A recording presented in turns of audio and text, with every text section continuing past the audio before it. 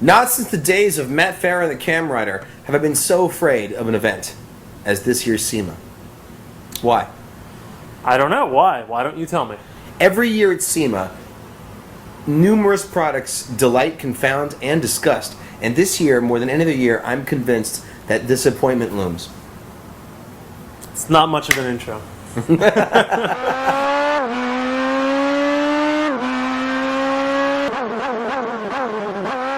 All right, so we're talking about SEMA once again, which is a terror-filled event. Some of the worst products in the world. The occasional positive surprise. Yeah, it's not a bad event by any means, but at the same time, it's something that people take too seriously. Well, if you've ever been to the a Vegas porn convention or the Atlantic City porn convention, it's very similar, except that it's just very similar. And there are things every time you think you want to see it in person, you see it, you don't want it. Right. What is your number one most feared product of this SEMA? Today we're talking about, let's establish what we're talking about. We're talking about things we hope not to see at this year's SEMA, which is coming up next week. Okay, anything by a company called Novatech. Novatech and Mansory. Mansory. Let's talk about what they are. Yeah. All right, if you own a Ferrari, then you are alone among people in this world, and that you own a product that probably does not have a lot of room left to push the envelope of its performance. Yes, so adding a body kit or aerodynamic features that may look cool certainly does not make you cool. Right, and there's also the consideration that, your resale value is probably destroyed. Ferrari's warranty is invalidated forever. You can never, ever sell it to anyone who knows anything about Ferrari. Why change the styling of a Ferrari when they already look decent? Now, I'm not a Ferrari fan. Neither am I. However, there's only one modification to a Ferrari you can make which makes any sense, which is to sell it and get a good car, which is a Porsche. But that's another story. Moving on. Ferrari, good. Yeah. Novatech, not so much. We're talking about excessive exotic body kits. Yeah, really bad. Mansory. Yeah. Moving on to the next item on the list. Wait, Mansory. We have to say about Mansory. They modify Bentleys. They modify quite a few things, but Bentleys are one of them. Okay, and the only modification that really makes sense with Mansory is to modify your way out of their showroom. Horrible stuff. Horrible stuff. You just wasted a minute to get that punch. Number two. Okay. What's your number two? Slammed pickup trucks. One of the big ones that's coming out this year. It's called the Godfather Ford EcoBoost F-150. Right. I love the F-150. I love the EcoBoost motor. Why slam a pickup truck? Ford already owns the space of modified pickups in the sense that they make the Raptor. Yeah. Take the Raptor and a stock Raptor could win SEMA. It's awesome. Yeah. No slam pickup trucks.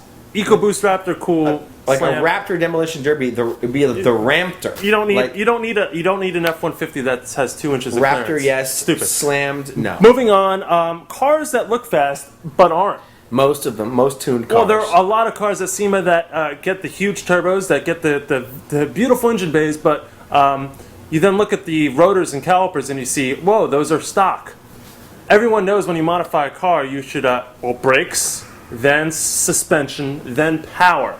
I hated SEMA because there were so many outrageous vehicles that you knew were slower than the stock form of the vehicle. Okay, I agree with this completely. And the worst offender would have to be the Honda CR-Z. But that's not the fault of the tuners. That's the fault of Honda for not making it really a tunable car. Yeah, but basics. If you're going to make something that is a performance vehicle that's overstocked, then you got to work your way up. Brakes and exhaust. Yeah, exactly. Well, brakes first. You never add more power without improving the brakes. Has there ever been a tuned car that had excessive brakes but no performance upgrades? That actually would make some sense. That's my Audi. I have the world's slowest Audi with A8 brakes. That's really cool. That's really cool. Yeah. What's next on the list? Nothing that enables users to post on Facebook while driving. Or even read Facebook. Yeah. We love the integration of iPads and iPhones into cars, but they should be integrated into the car system. They should not just be mounted in a cool, stylish way, allowing you to just use Facebook while driving. The iPad, the iPhone integration should actually do something for the car. There's an app that we spoke about at one point called Rev that is integrated to the car's ECU. Actually, what really is missing here is, manufacturers should have a kind of vetting process like what Apple has in the App Store. A lot of developers have complained with the Apple App Store that the rules are too opaque. Yeah. That it's difficult to know exactly what they'll accept, what they won't accept. That makes perfect sense in a car. Why have in-car systems sucked for so long? Because manufacturers have not been innovative the way pure developing companies are. If manufacturers forced, iPad and iPhone developers to make a driver-friendly and driver-safe version, and that's the only version that ran in the car, that would make sense. And that's what we need. Manufacturers need to open up their code, their API to developers. Well, they also need to restrict. They should, but they should also restrict what will run in an OEM iPad, iPhone compatible power slot. Yeah. And that would be a huge... I can't believe you're saying this because I look at how you use your iPhone while driving. Well, because people who are serious about these things will never, kowtow to manufacturer restrictions. I know. But for the average person, you should not be, Google Maps directions on an Apple device are really dangerous to use while driving. Yeah, totally. And we'll get that in another episode. All right, moving on. Scissor doors. I'm so over scissor doors in cars. No use. This is where you and I differ. Okay, go on.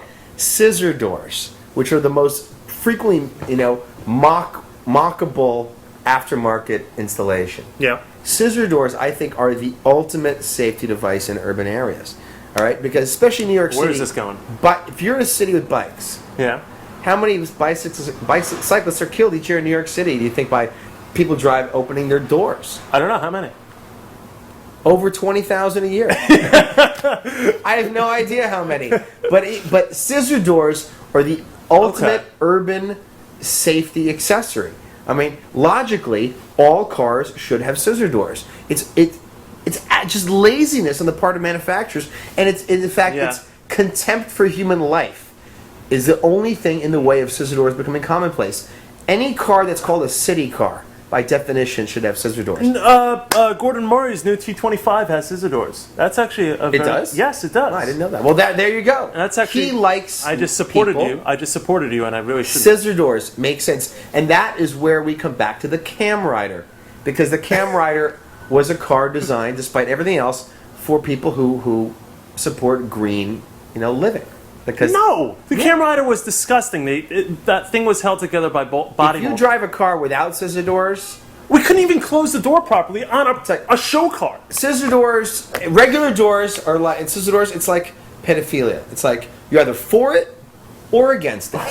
All right, so scissor doors. I support bicycling in cities. I support scissor doors. You're either for it or against it. And if you're against scissor doors, why don't you weld a chainsaw to the front of your car and drive through Central Park? You're never going to get every manufacturer to put scissor doors in their vehicle. So maybe having scissor doors in cars would save maybe one cyclist from getting in an accident. But 1,000 trees. Now let's get back to. Okay, all right. We're now talking about the good aspects of SEMA. What are some things we want to see from SEMA this year? Diesel tuning. Okay. I completely agree with that. Alpina, the D3, awesome. Why can't we have it here? Okay. The 335 diesel BMW, awesome. The 535. 535. We got the A3. The A3. The Q7. Can we see some good diesel tuning? Years ago on Gumball, Ant and Pete, old buddies of mine, they would bring a 3 Series diesel. This is 2005, 2006. And these guys are coming in top 5 every day. Let's see some diesel tuning. Let's see something really, really, really cool. And I'd like to see something, from done with the Audi diesels. Because the BMW 3 diesel is not for fuel economy. Mm-hmm. It's for torque, for power. Very cool. Let's see something that combines torque, power, and fuel economy. The 2010 Green Car of the Year, the A3. That would be a very cool car to see tuned. I mean, my dream car, we're not going to see it at a SEMA because Audi doesn't provide the platform yet, would be a manual transmission, quattro diesel. They provide it, but not in the U.S. Tune that, and that's my next car. That's cool.